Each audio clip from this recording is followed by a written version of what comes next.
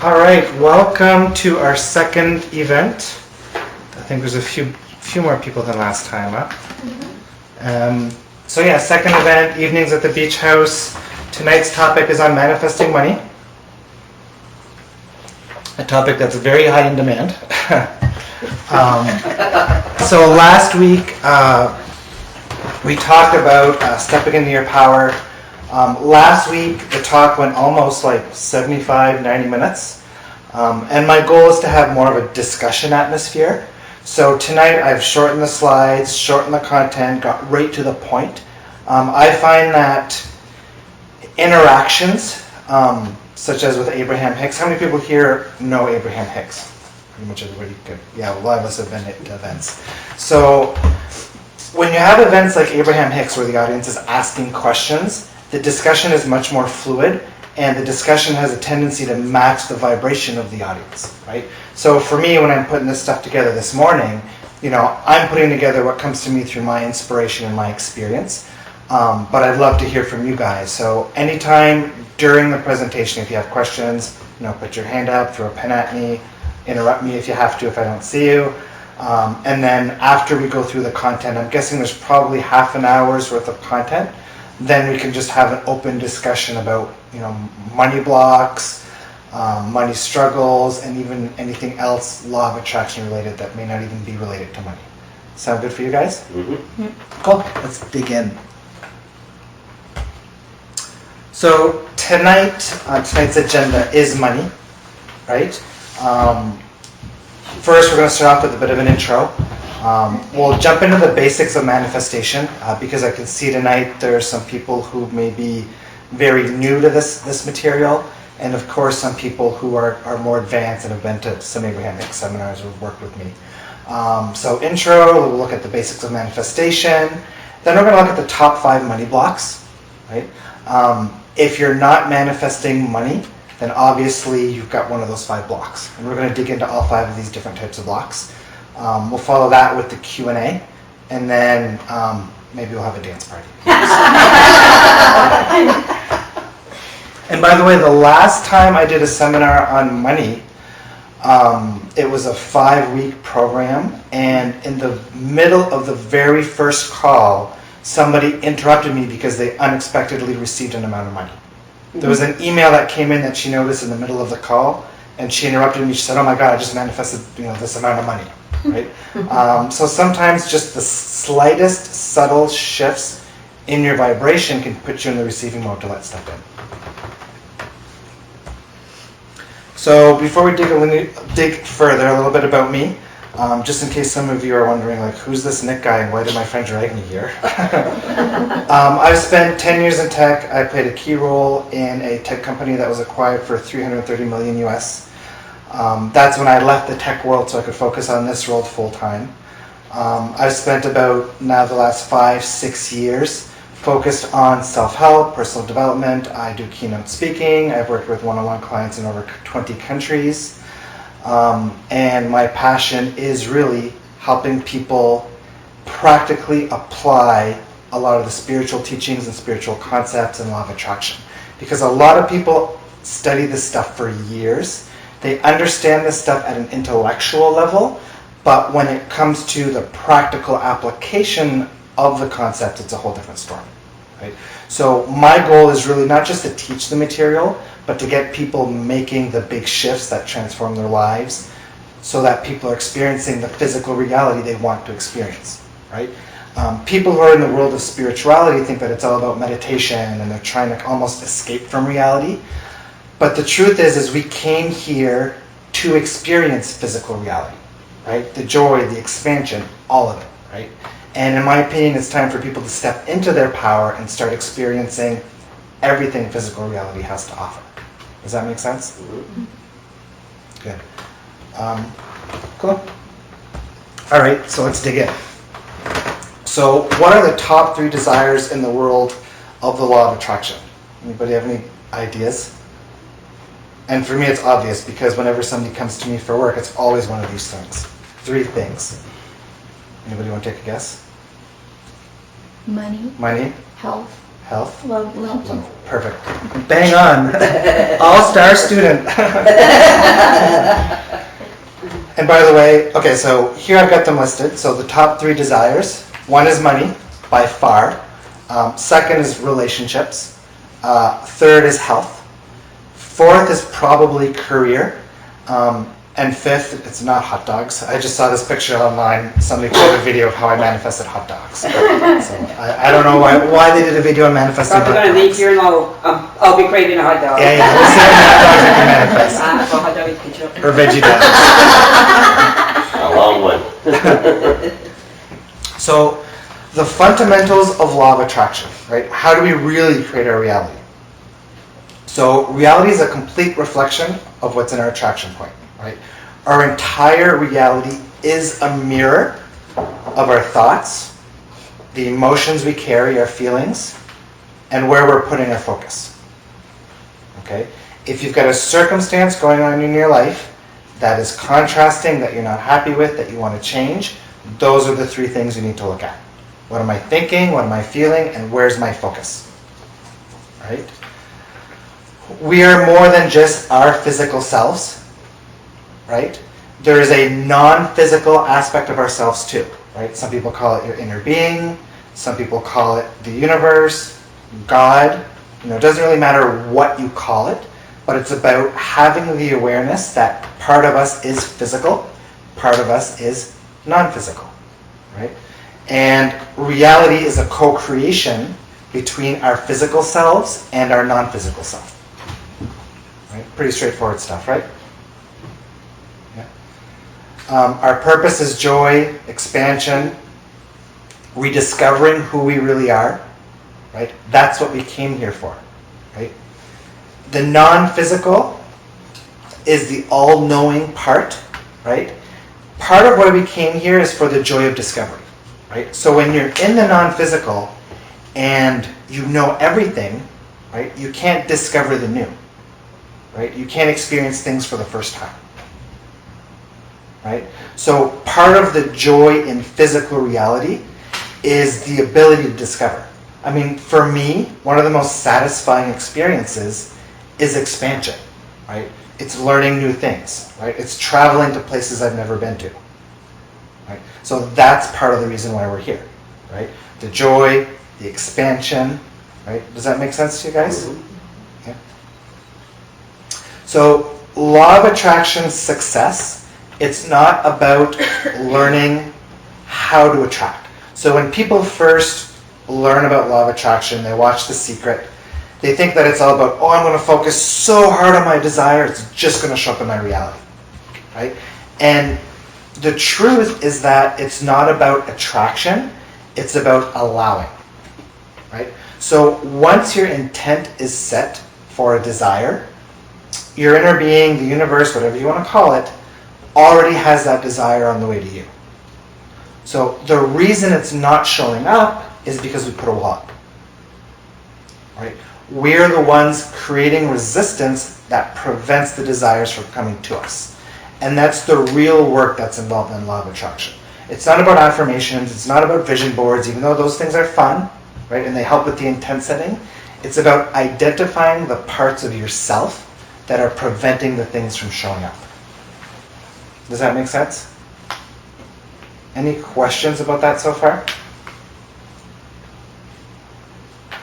And that's the biggest mistake that introductory level law of attraction students make, is they're busy trying to attract, and in reality, the things aren't showing up because they're trying so hard to attract. Right? And we're going to talk about that because it's especially the case in the context of money. Now the last thing to talk about is the difference between alignment and vibration. Because those are 2 terms that people kind of blend them together, and there's actually a significant difference between the 2. Does anybody want to try to take a guess? The difference between alignment and vibrational match? Okay. Alignment is the level of connectivity between you and your inner being. Okay. So joy is our natural state, right? This is where we're at when we're born. This is where we're supposed to be, right? Joy is like the Wi-Fi signal between you and your inner being. The happier you are, the stronger the connection with your inner being, right? That's alignment. That's the state of alignment. That's when you're in your power. That's when the synchronicities happen often. That's when your intuition is strong. That's when, hopefully if you're in the receiving mode, things come to you with ease, right? That's where we're meant to live our life. But unfortunately, instead of being up here in alignment all the time, everybody's down here bouncing around with their emotions, right?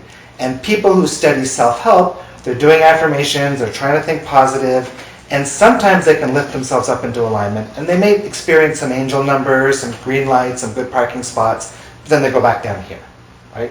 So for a lot of people, it's the lack of the vibrational consistency up here that's preventing the big things from showing up, right? Can anybody guess what's holding us down here? Our ego. Ego, yep. Fears, beliefs. Self-doubt. Emotions is the big one, emotional baggage. Everybody's walking around with emotional baggage they don't know they have, right? The example I use is a dishwasher, background noise. So as a child, if you had a very judgmental parent who always made you feel like you were never good enough, you get so used to feeling that feeling of I'm not good enough that it becomes background noise. You stop noticing that it's there, right? Those are the things weighing people down. Most people have, I would say, 1 to 3 dominant negative emotions, and those are the emotions that once you clear them, you float back up here naturally, right? Alignment becomes natural. It's not efforted, right? Yeah. So how do you get rid of that?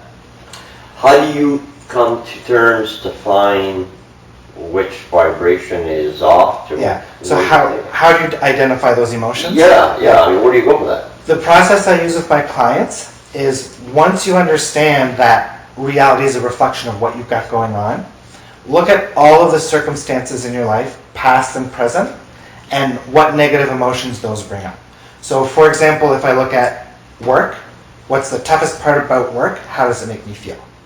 What's the toughest part about my relationship? How does it make me feel?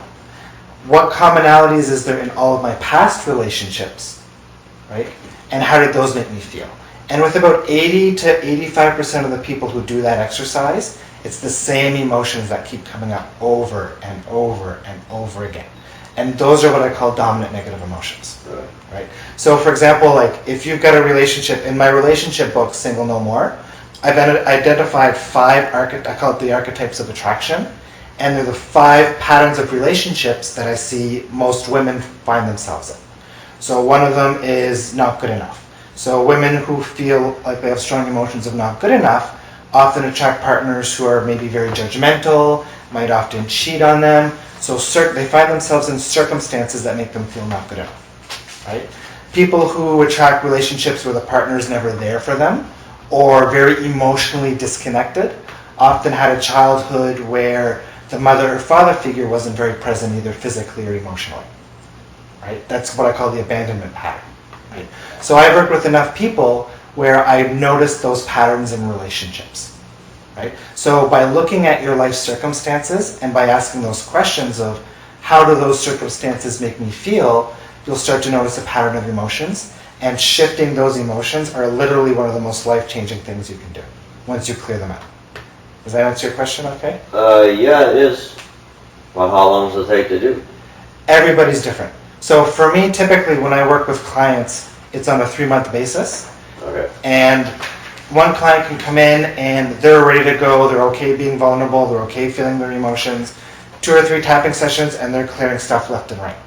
Another person might come in and they might be more closed up and they might have fears around feeling their emotions. So some people it takes 5 or 6 tapping sessions just to get them comfortable with the process of feeling your emotions and letting them go, right? So everybody's different. Obviously the younger you are, the less baggage you're going to have to clear, so it might be a little bit less work. But what I remind people of is that we're not born with any of this stuff. It's all stuff we pick up over the course of our life. It's not permanent. It's never permanent. And the reason why I was asking that, Nick, is because I've been to this one, I've been to that one, I've been to this one, and, you know, it's like, where do you stop? Totally. Because you know, you're thinking, okay, well, if I go see this one, maybe this one here is gonna be the last one. Yeah, it's, And you're still stuck with that baggage that you didn't even know which way you're going. yeah. And like, you know, different people respond to different types of practitioners and different modalities and different things. I've had people tell me that 2 sessions with me was more effective than 10 years with a psychiatrist. Right? So, not to say that, you know, psychology or psychiatry doesn't work or anything like that. Different people respond to different things in different ways. My approach is I understand that. So the way emotions work is, let's say you come home at the age of 10, you failed a test, and your parents are really hard on you, right? They yell at you, they ground you. At that time, you make a decision. I'm just not good enough. I can't please them. I'm not good enough. It's like a wall that goes up in your subconscious mind. Yeah. I make the decision, I'm not good enough. First comes the perception, the decision, I'm not good enough. Following that perception is the emotion. Because remember, Abraham Hicks says that an emotion is just an indication that what you're perceiving is not in alignment with your inner being. Right? So perception comes first, emotion is next. Right? Now what happens for the rest of your life is because that perception is there, you're pushing against that feeling of I'm not good enough. And sometimes you can make yourself feel bigger than that emotion and you feel better, right? But most of the time, you get that feeling of not good enough. And what happens is it's energetically exhausting because that emotion is always there, you're always pushing against it. No. Right. Right. The real way to shift an emotion is by taking the perspective and invalidating it. Because you can sit here and you can do meditations and you can do a whole bunch of things to lift you up and feel good every day. And sure, it's going to be a lot of work. But once you identify the perspective and invalidate it, that wall is gone. There's nothing to push against anymore. You're back to your natural state of joy, good enough, whatever it is. Right? So you don't have to build up positive emotion. You just have to identify the perspectives that are holding the negative emotions in place. All right. That So makes after the session or next session, then I'll go and make my way to see you. Yeah, we'll have a chat. I don't have to walk in my house or anything like that. I mean, this is work that everybody needs. Yeah. This is stuff that some people it creates anxiety, some people it creates depression, some people it creates money blocks, relationship blocks. It impacts every single aspect of your life, right? For everybody, right? And if people had the awareness of how much this stuff impacts your life, everybody would be doing this work, right? It's just people don't have the awareness, right? But we're learning, right? I gave a talk at UNB to 300 doctors and nurses last year, talking about some of this stuff, right? Were they jumping for joy and were they like hugging me off the top? No. It's going to take them some time to process what I said, but it's planting seeds, right? One step at a time, work on yourself. And people are going to ask, wow, you're so much brighter, you're so different, what did you do? Oh, I dealt with some of the emotions I didn't realize were there. Does that make sense? Yep. We're saying a lot, we haven't even gotten to the money stuff yet. Yeah, I know. Go ahead. Basically, I'm not too aware of this, but basically, emotions is the clue. Yeah, And if you work with your emotion in a good way, you will improve your inside. absolutely. Absolutely. The better you feel, the better it is for you from a healthy standpoint, but it's also going to improve the circumstances you attract to. So yeah, emotions. If somebody came to me and said, Nick, what's the one thing that I need to look at from the context of law of attraction to improve my manifestation ability in my life, I'd say emotions. Hands down, emotions. Any other questions about that? No, we'll just finish this now. Okay, so I like the monkey. what I was getting at was alignment versus vibrational match. So that was alignment. Alignment is the level of connectivity between you and your inner being, right? Vibrational match is the understanding in the world of law of attraction that everything is a vibration, right? And you attract what you're a vibrational match to, right? Almost like the channels of a TV, right? So if I'm on the emotion I'm not good enough, I'm going to attract relationships that make me feel like I'm not good enough, right? That means I'm a vibrational match to those circumstances, right? Once I shift that not good enough feeling, I'm on a new channel I'm going to attract new circumstances. Now I'm a vibrational match to those circumstances. So alignment and vibrational match are two different things. Alignment's the connectivity.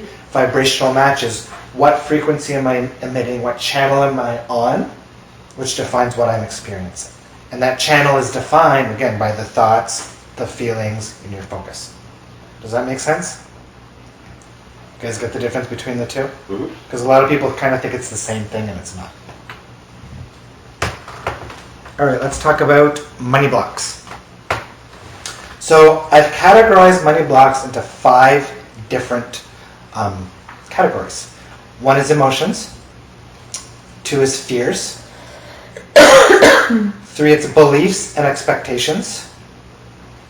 4, it's focus. And 5, it's not being in the receiving mode.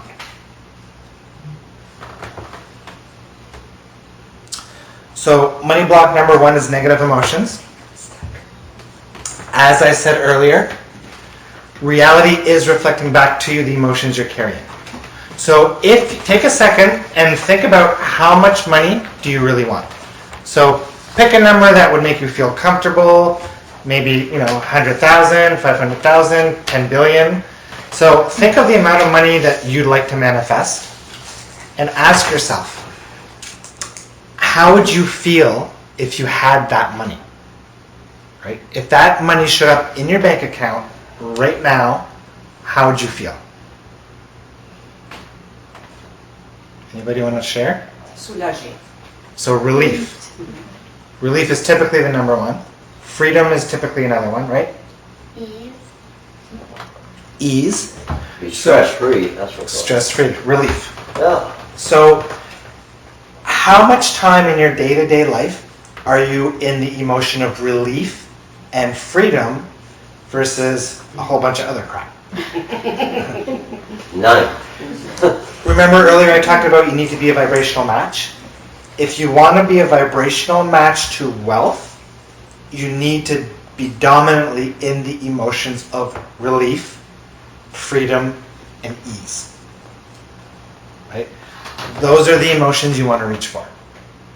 Right? Because if you're in stuckness all the time, and money makes you feel free, those are 2 different vibrations. Right? You can't experience one and be in the other. Right? So it's about searching for things that bring you the feeling of freedom. Right? And the freedom doesn't have to come from the context of money. Right? I can get up and I can go for a walk on the beach today. That feels free. I can get in the car and I can go to Sobeys and buy myself, wings. Right? I've got the freedom to do that. I've got the freedom to make tea. Right? I've got the freedom to go lay on the porch outside. Right? Can you think of just a few things that bring up the feeling of freedom? Right? That's all you need to start doing. Start tuning into freedom, tuning into relief. Right?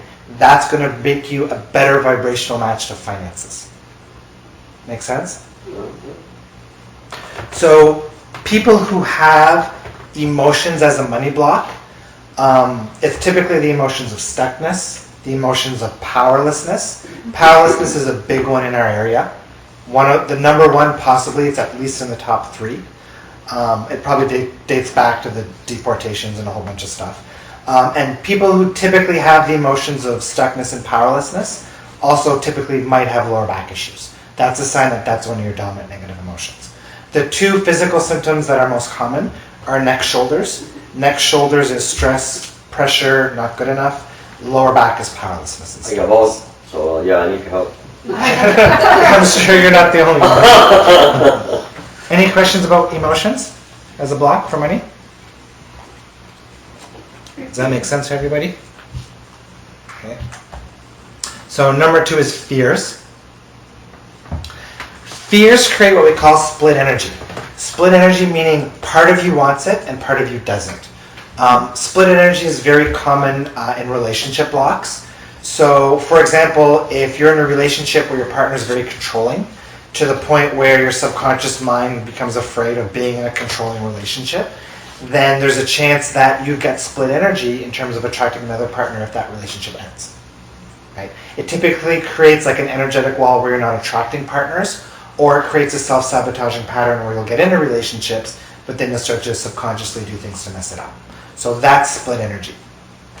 So in the context of money, I'll give you a couple of examples. So I worked with one client who money was coming in, she had a really successful business, but money was going out as fast as it was coming in, and she couldn't understand why.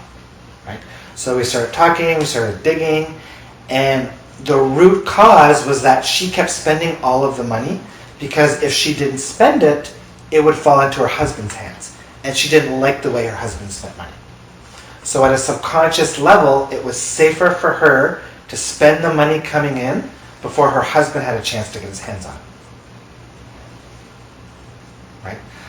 Another example, this is another subconscious block. I worked with a business person who noticed that her business was doing well, but as soon as she was about to sign up a high net worth client, a big gig, she would sabotage it. And we started chatting, we weren't really getting anywheres, and she kind of mentioned in passing that her father had passed away when she was like 8 or 10. And she said, oh, but we don't need to go there, I've seen psychologists, it doesn't trigger anymore, it's all good. And I said, okay, but go back and just tell me, what happened. And she said, well, I came from a very wealthy family. My dad was a super successful businessman. And, at that age of 8 or 10 or whatever it was, a family friend made an offer to my dad. He said, this is a business venture that cannot fail. No way, it's risk-free, you have to do it. So her dad put all of the family fortune into this sure-shot business deal. Of course, it wasn't as sure-shot as he thought it was. They lost all of their money. Her father developed PTSD and passed away from a heart attack.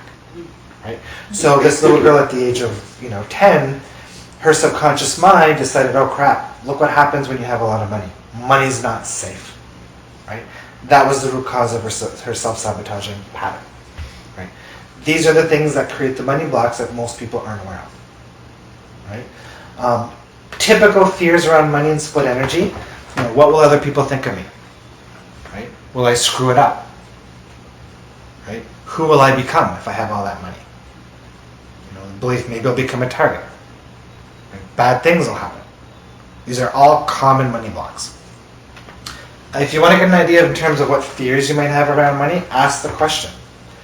If I had all of that money that I want, what's the worst thing that could happen? Simple question, right? How does having that money feel unsafe? Right? And if there's an answer that pops into your mind, right, there's a chance you've got split energy.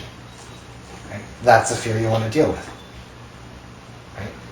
Because if you've got a fear of, if I have money, I'll be judged, then vibrationally there's part of you saying, I don't want the money. Right? And the universe, the inner being sitting up here going, okay, well, part of her doesn't, part of her wants it, part of her doesn't, what do I do? Right? And it doesn't show up. Right? Make sense? Have you guys thought about this stuff before? A little bit? Yeah. All right, money block number 3. Beliefs and expectations.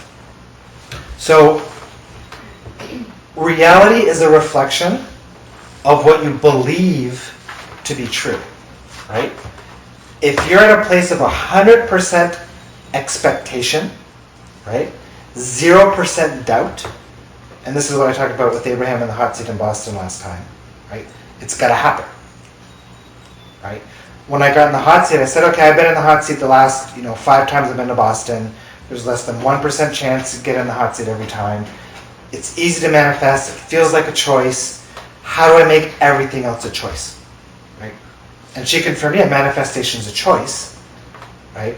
But sometimes creating expectation is not that easy, right? But if you can fully expect it, it will happen, right? So if you believe money is hard to earn, what's your experience going to be? It's going to be hard to earn. If you believe I need a job to make money, well, you're going to need a job to make money, right? If you believe I have to burn myself out, right, to make a living, that's going to be your reality, right? So a lot of these money blocks with these beliefs and these expectations are to ask yourself, what are my expectations, right? Money's no different than oxygen. Vibrationally, they're just two different vibrations. Do you have to do anything to earn your oxygen? Right? It's just there. Right? Money's the same thing if you can become a good vibrational match to it. If you've got an expectation that money just comes to me. Right? Last month I had 6 different sources of income. Right? Books, Forex stuff, one-on-one clients, investments, speaking. Sometimes I throw a website together for somebody. Right? I don't have to go slave at a 9 to 5. I know that money can come in so many different ways. Right? Taxes, inheritances, lotto. A few summers ago, I won on 10 out of 12 lottery tickets. Right?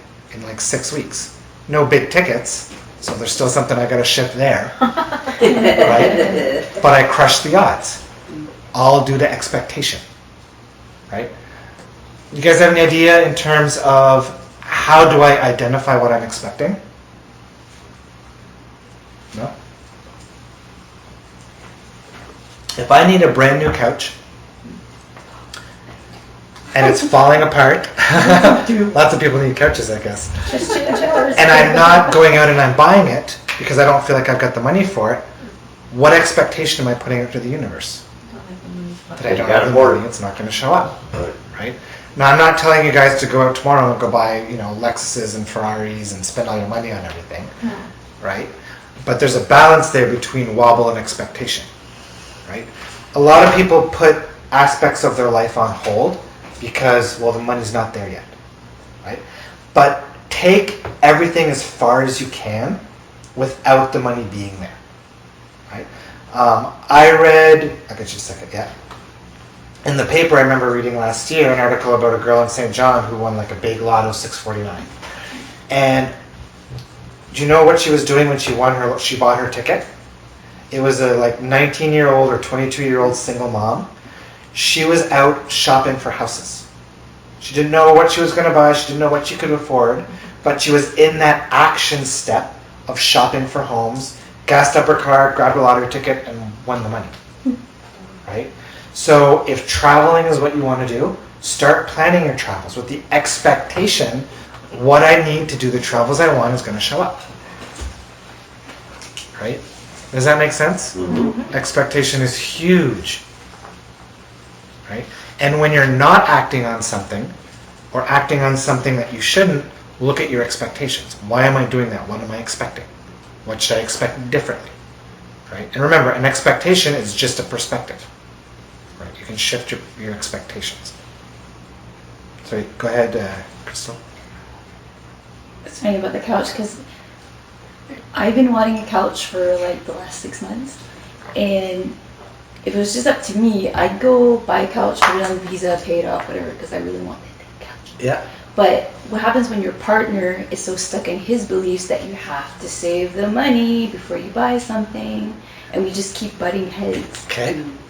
So your belief about the couch and manifestation is in the right place, but your belief about your ability to shift your husband's perspective isn't where it needs to be. Right? So lately I've been doing an advanced, it's called In the Rabbit Hole program online, and it's about understanding that we're the full creators. And this is something we looked at last week, was the 5 stages of co-creation. One being that you're not aware that you're a creator. The second stage being that, what was the second stage? Remember? It was watching The Secret. So you start to understand that you're a creator. Then you kind of get frustrated with the process because it's not working, because the secret is incomplete. And then you let it go. The third stage is deeper spirituality, where you start to learn about crystals and reincarnation and Reiki and every modality under the sun. The fourth stage is what I call the Abraham Hicks stage, where you're the co-creator. So reality is a mix of what you want and the guidance you believe you're receiving from your inner being. And then the fifth stage is what I call the full creator. And it's the realization that you are your inner being. You are all of it, and all of it's inside you. And once you have that level of awareness, you understand that other people's decisions and the way they impact me is still something I'm creating. right? So for you, you don't necessarily have to look about your perspectives and beliefs around the manifesting the stuff, but for you, it's about shifting your perspectives and beliefs around your husband. Does that make sense? He's very stubborn. He's very stubborn. That's a perspective. Yes. And that brings us into the current reality loop. So, and I think I've got it on the next slide here. You guys weren't here last week, but this is what I call the current reality loop. Okay, so you think of this in terms of your husband. You guys think of it in terms of money. Manifest another husband. Pick your problem. He's a good husband. He's tired. He doesn't want to buy cars. Say good stuff and make sure we share the recording with him. I'm gonna make him listen to this. So, number one, so on here on the chart, number one is a circumstance occurs.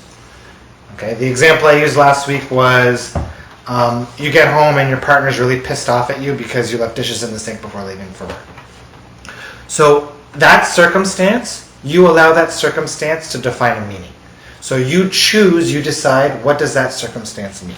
So meaning A is, wow, I'm just not good enough, I can't please my partner, I screwed up, I'm such a bad person. Okay, let's go with I'm not good enough. Meaning B could be, oh wow, my partner's having a really bad day, I rarely do that, it's not my fault, they need to chill out. Right? So those are two different meanings that you can assign to the circumstance. You choose. Right? Once that meaning is defined, it creates that perspective. Right? The perspective being, oh, I'm just not good enough, or the perspective being, nah, they're having a bad day, they need to chill out. Right? That perspective fuels your emotional state. Right? I'm not good enough, now I get that feeling. Right? They're having a bad day, nah, I feel fine. Right? Now that emotion is now in your attraction point. Right? That defines what you're going to attract next. So if you chose the perspective of I'm not good enough, or if you chose the perspective of my husband is stubborn, what circumstance is now reality going to reflect back to you? More stubborn husbands. Or more stubbornness from a husband. Right? That's what creates momentum. Right? Because people get stuck in this loop.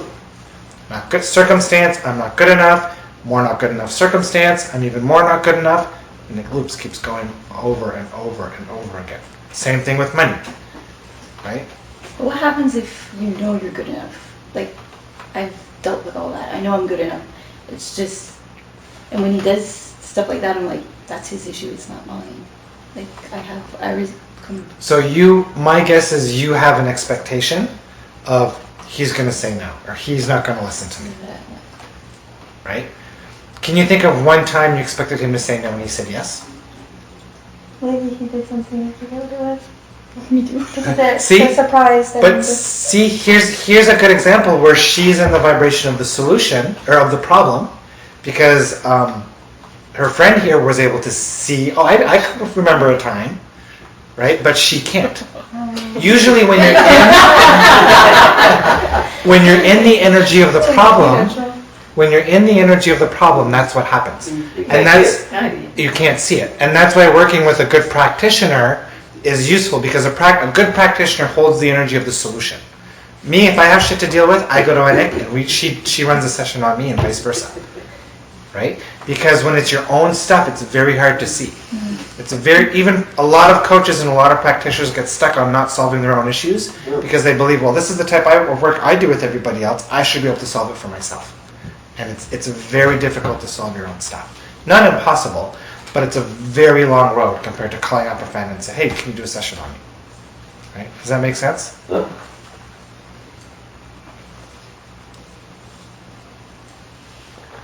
Any questions about the physical reality loop?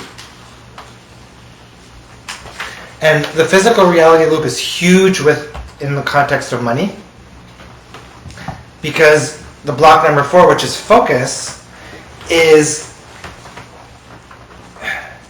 everybody's so focused on the lack of money, they're attracting more lack. Right? You've heard the saying, what you resist persists. Right? And the reason money is such a challenge is because when's the last time you went an entire day without having to use or think about money? right? So most people are so focused on trying to solve the problem, they're stuck in the energy of the problem, right? So one of the top things you can do to get out of that cycle of lack is stop giving it attention, right? Notice all of the abundance around you, right? One day, a couple of summers ago, Nick and I were sitting on the patio here, and when we go down for a walk on the beach, usually we'll find like maybe 4 or 5 pieces of beach glass. And I sat down, and one of the exercises I do is I write the word abundance over and over again. Did that for like maybe 20 minutes. Abundance, abundance, abundance, abundance. Tuned into the feeling of abundance. We walked down on the beach, came back. We literally came back with 2 huge handfuls of beach glass, right? Because I got myself tuned into that vibration of abundance, right? So in your day-to-day life, are you tuning into what it is that I don't have, the lack, or what it is that I do have, the feeling of abundance? And if you can stay in the vibration of abundance on any topic, from beach glass to the amount of water you have abundantly to drink, to the abundance of oxygen, and away from the topic of lack of money, away from the topic of money in general, that's enough. That's enough to put you to a vibrational match of abundance that'll apply to money and everything else. Right? Sometimes it's the little things, little tweaks that are going to make a difference.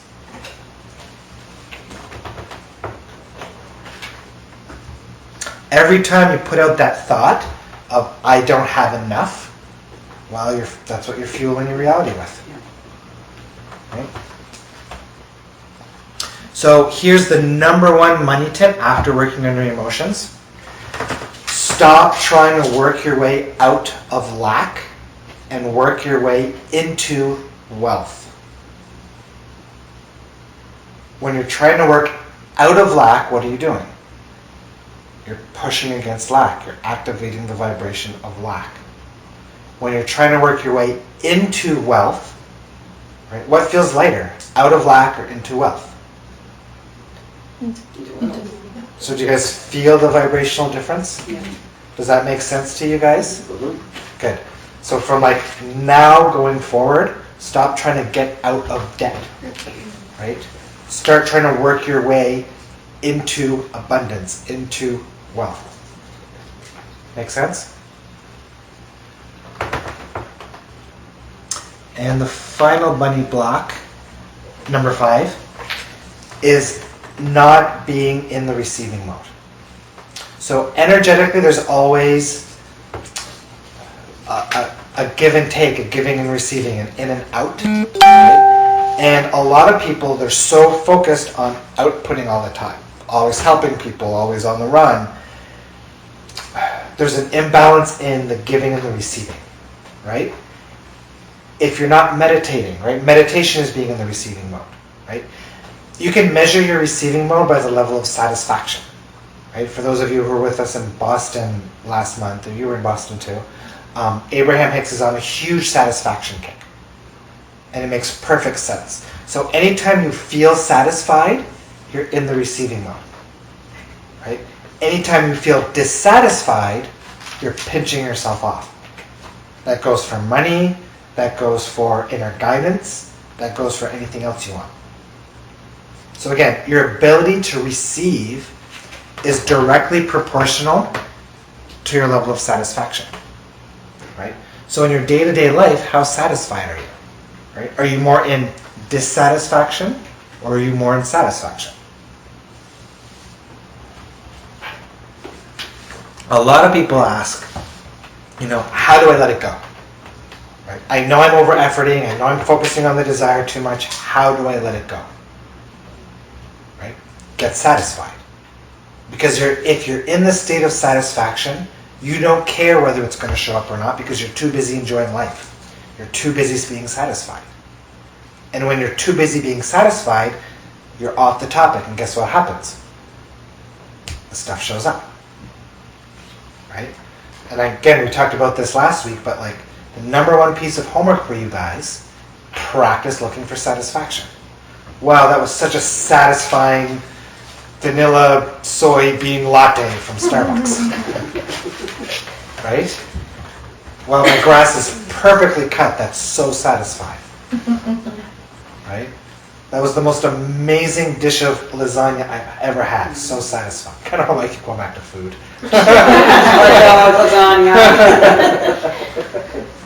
Right?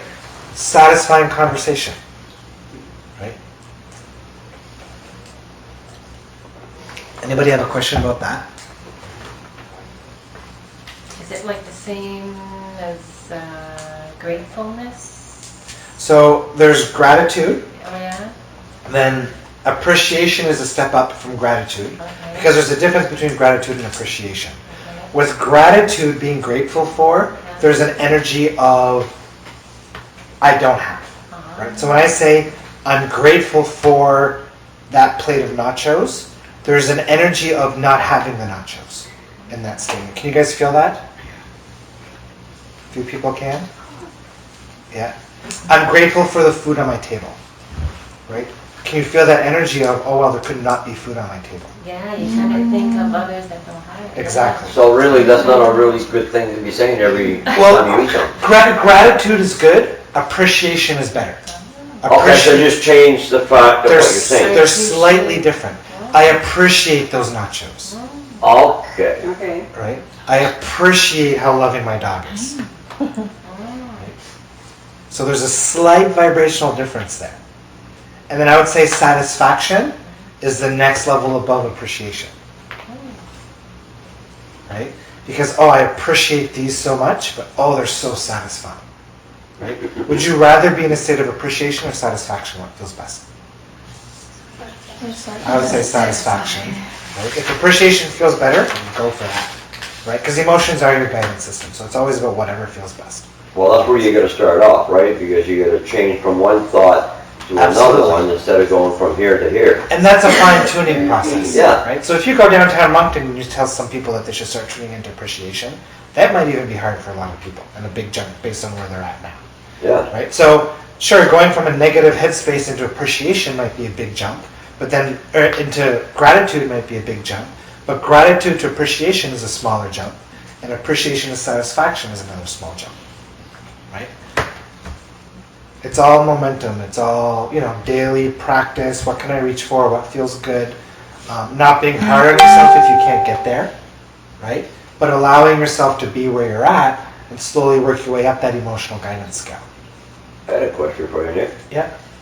All these things that you're mentioning, it's nice that we're here and we're hearing everything that you're saying. Yeah. Is there a chart or something that we can just kind of look at or For study? the emotions? Yeah, you know what I mean? To give us ideas to where to start and where to go. There's a chart called the Emotional Guidance Scale. So if you measure the vibration of emotions and you rank the emotions based on their vibration, joy ends up on top. I think grief or shame ends up on the bottom. And basically the emotions, when you order them based on their vibration, they go basically from the worst feeling to the best feeling. And Abraham Hicks calls it the Emotional Guidance Scale. There's a book, Power versus Force by Richard Hawkins or Dawkins. He's got his version of it in there too. They're almost identical. Okay. If you do a Google search for Emotional Guidance Scale, you'll find it. It'll come up. Okay. I saw that today, but I don't know where. Oh yeah, if you Google it online, it'll I'll come share it right on up. the group. It's I on the saw Google it. image. Is it? Do you Yeah. want Google share- images? I'll But share it it. was on, I don't know where I saw it. We'll share it in the Email Facebook or group. Okay. Facebook. Cool.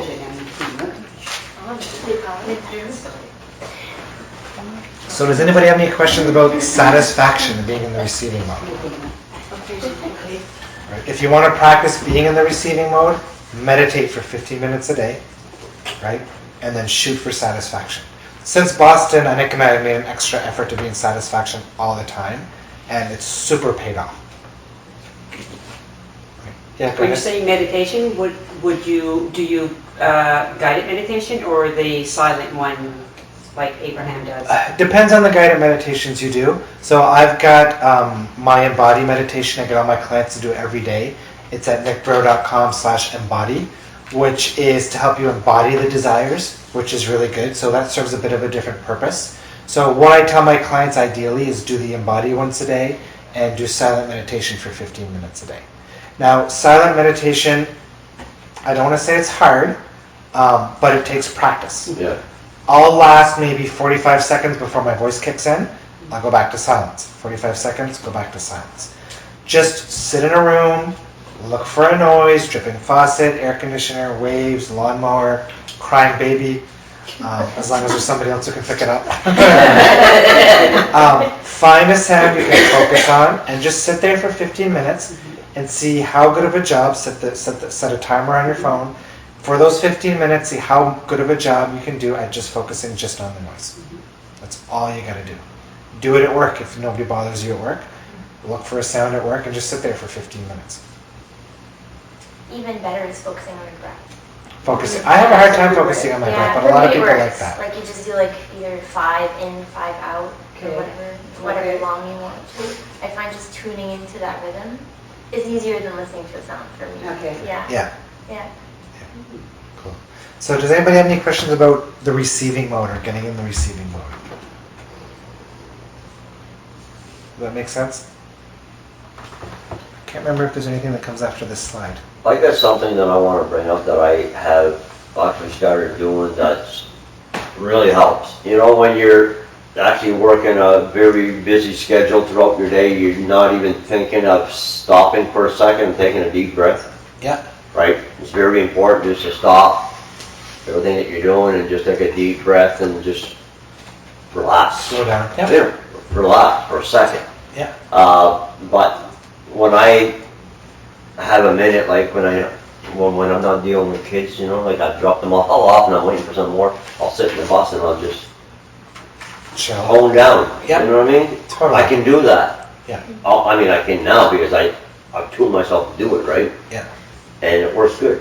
Yeah, something that I have to do often when I meditate, and I talk sometimes about clients about this who are often in their head a lot. So right now, take a second and see if you can pinpoint where your consciousness sits in your body. Where are you? Where can you feel where you are in your physical body? Right. For me, I kind of sit like up here. So can you guys feel where you are in your physical body?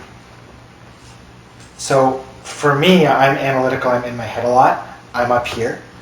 The ideal place to be, I think, is more down in your chest, in your solar plexus, right? So for me, when I meditate, I'll usually take some deep breaths.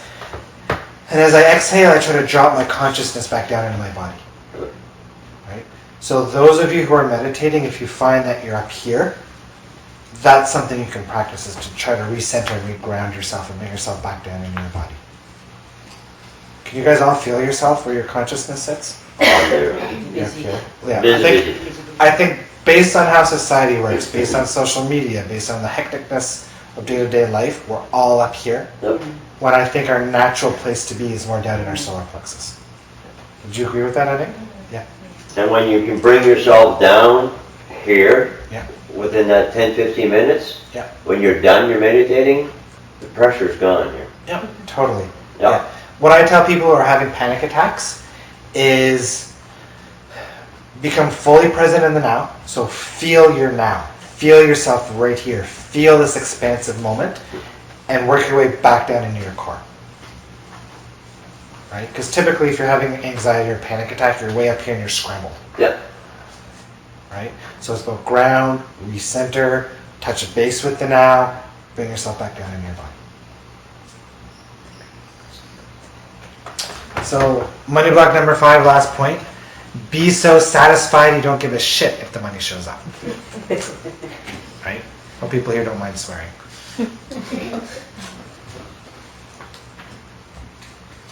So that's it.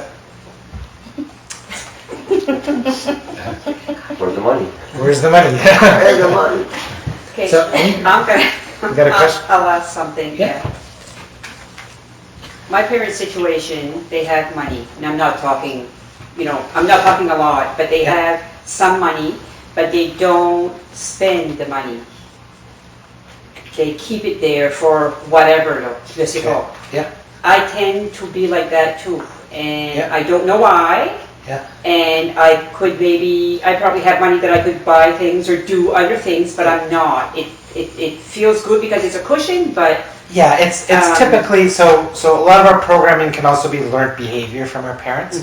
So it comes from either circumstances or experiences, maybe traumas that create the programming, or learned behavior from our parents. So if that's something you're looking to shift, ask that question, you know, if I start spending more of that money, what's the worst thing that could happen? Right? How does that feel unsafe? I could have fun. I could have fun. And how does fun feel unsafe? Yeah, really good. Satisfying. Yeah. What's that? Satisfying. And how does satisfying feel unsafe? Feels good. Right? So it's about going through those layers, and sometimes you have to go through 5 or 6 layers before you find that real root. Oh, that's why I don't want to do that.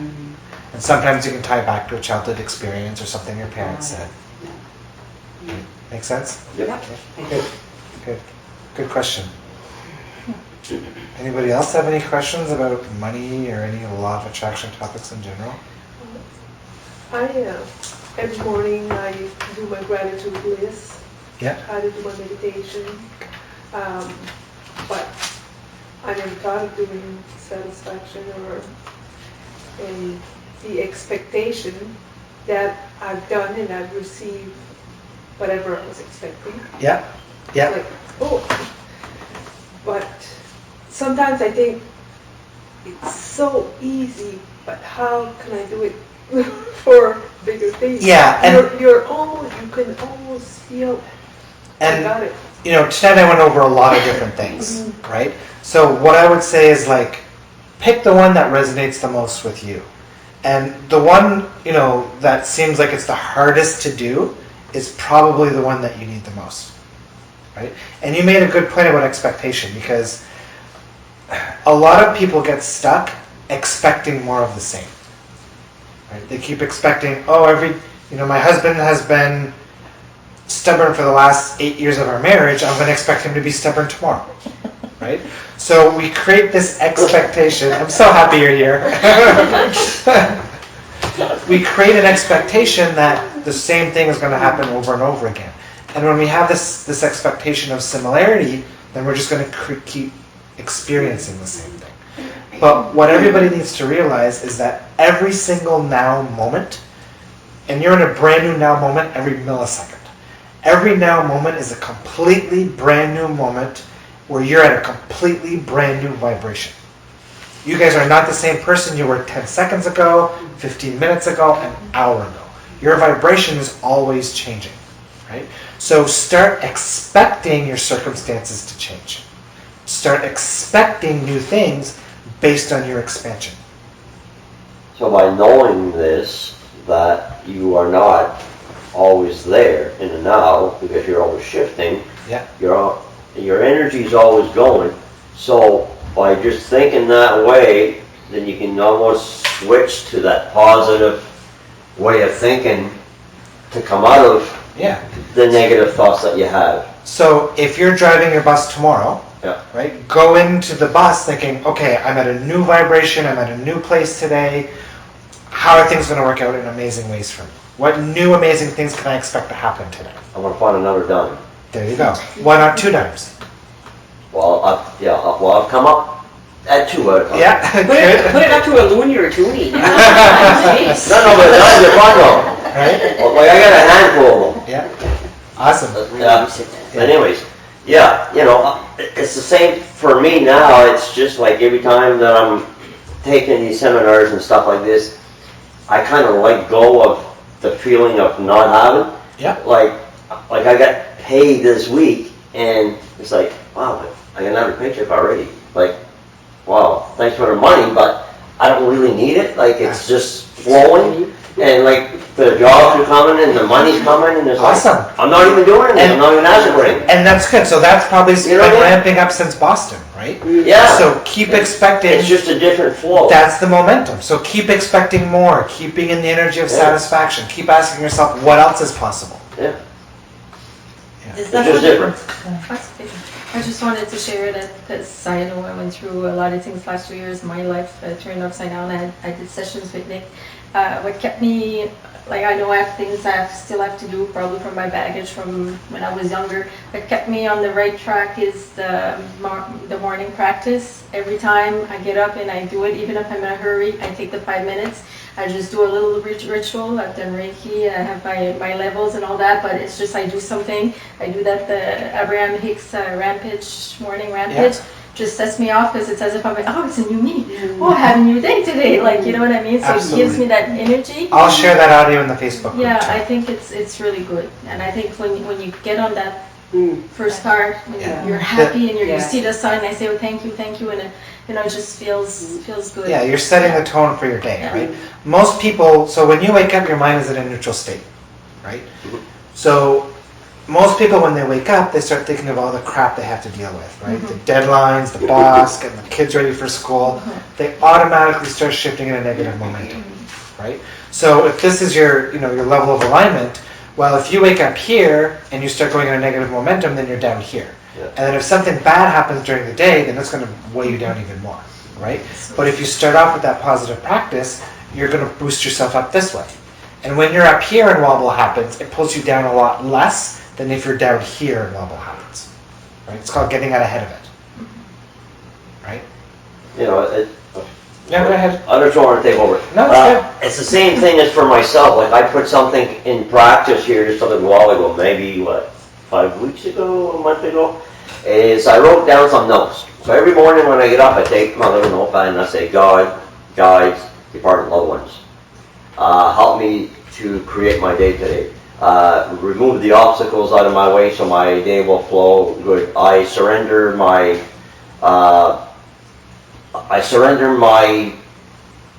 how's it go? I surrender my need to control. Lead me where do I need to be and to where I need to be the most. You know what I mean? It's just something that pumps me up, Yeah. sets me up Yeah. to feel better. Absolutely. And this stuff doesn't have to be hard work, right? No. Take 5 minutes, do some intense setting. Over time, it might be a pain in the butt for the first couple of weeks, but you get into a groove, you get in a routine, and the benefit far outweighs the 2 weeks of effort you put in to get started. Awesome. Thanks for sharing. Anybody else have any questions, comments? Expectation can be hurtful too. Sometimes it could be the worst. They say, oh, well, you expected that, so you didn't get it, so. Yeah, I mean, that's more the vibration of disappointment. And in that situation, if you get somebody that's hard on you, understand that, I came here to live my life and my reality for me, right? They're allowed to choose their perspectives, but I don't have to let myself be influenced or convinced by theirs, right? There's tons of people who think that all of this stuff is complete hogwash, right?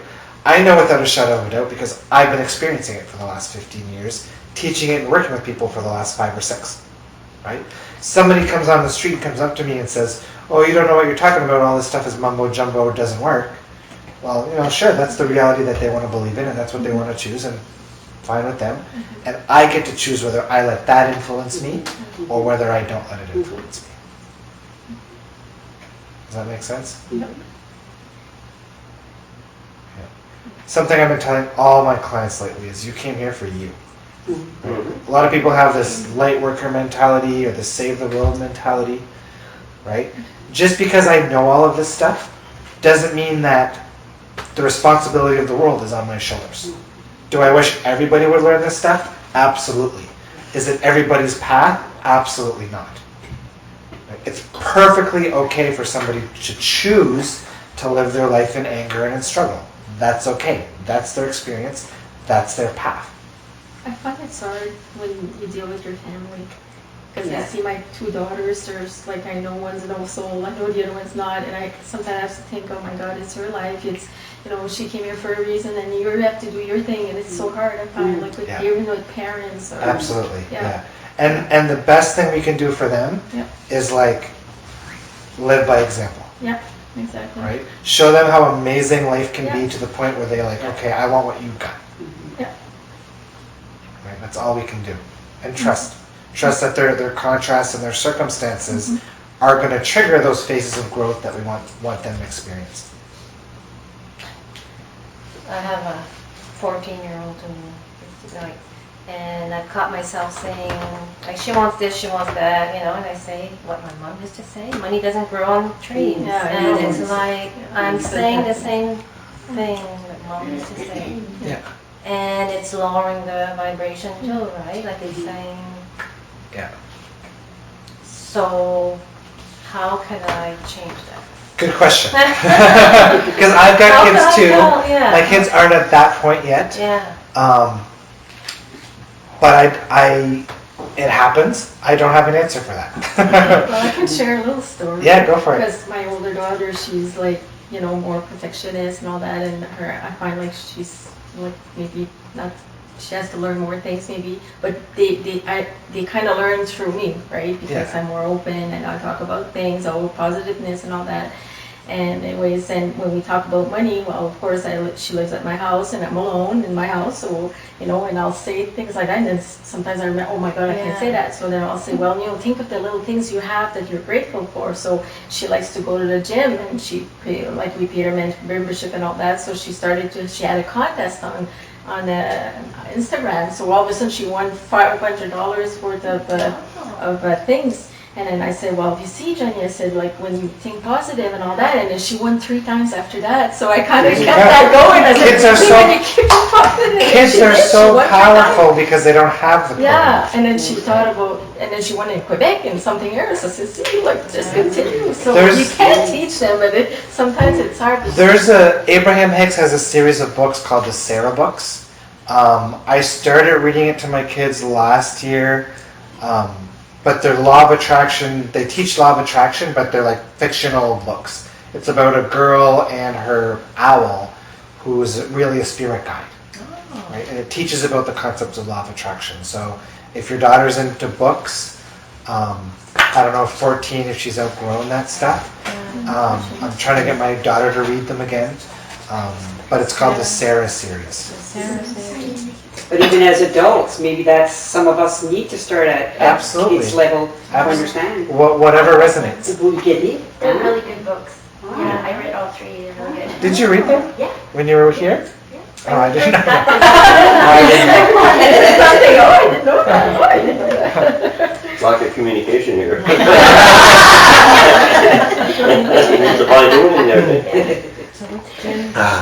Any other questions? Well, if I can just share this, I learned this from you many years ago. This never left me because I'm not going to say guilty, but it was a statement I would always make when something awesome would happen. I'm like, you know, it can't get any better than this. It can't get any better than this. Yeah. No, don't be saying it can't get any better than this. Say, how can it get any better? You know, how can it? And I have so meshed that into my life. And in March, April, I ran away to Dominican for 2 weeks. And everybody's going like, oh my God, this is so amazing. How can it get any better than this? And I'm like, no.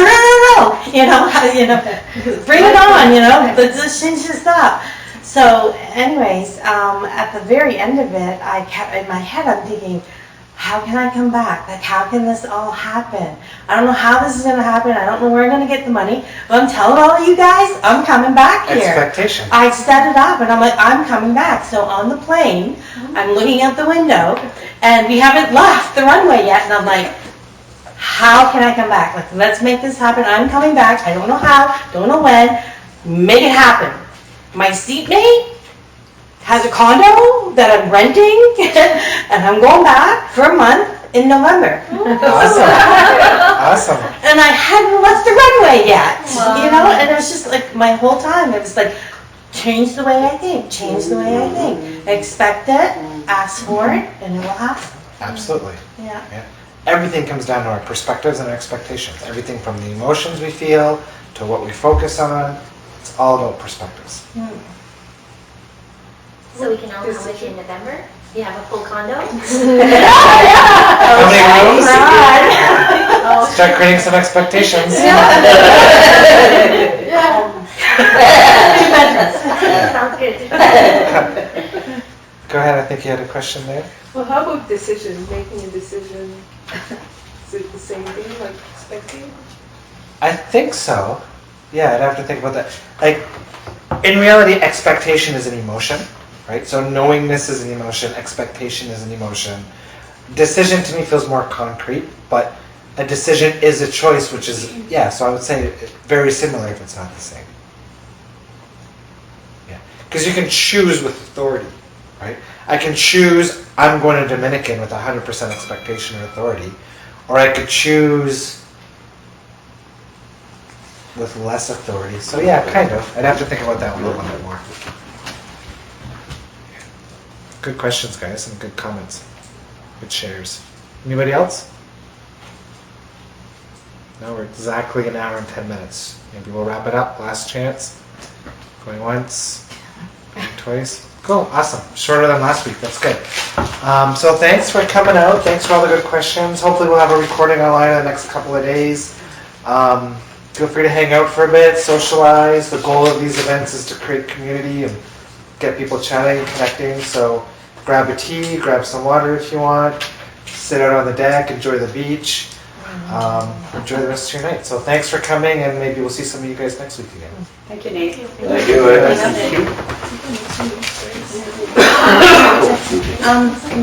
Yeah?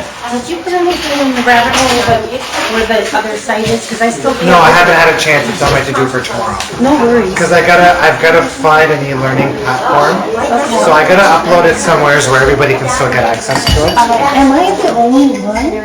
You're the only one that's mentioned that probably. Because I didn't bother listening to 4 and 5 because No. I couldn't get. I got through 1, but I can't get through 2. Now here's something weird. Over Facebook Messenger, I sent the kids on the video and I sent it to my Nick. They played fine with on mine, played fine on hers, and then Frederickson on her computer. There was no audio. So Facebook is doing something to videos. So what I'm doing is I'm going to find an e-learning platform that's free that you can just go to it and log in, and then you'll have access to it. I've been waiting to, you know what I mean? Yeah, no, I know. I'm planning seminars in London and Copenhagen, and that's been taking up all my time this last 2 weeks. But now I'm announcing it tomorrow and that's done.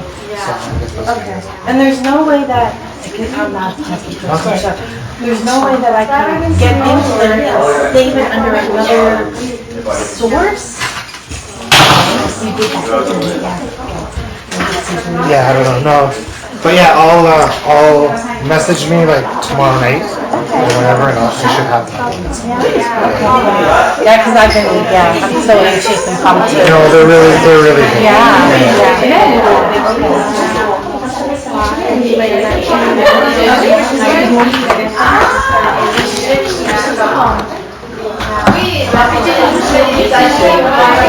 Yeah.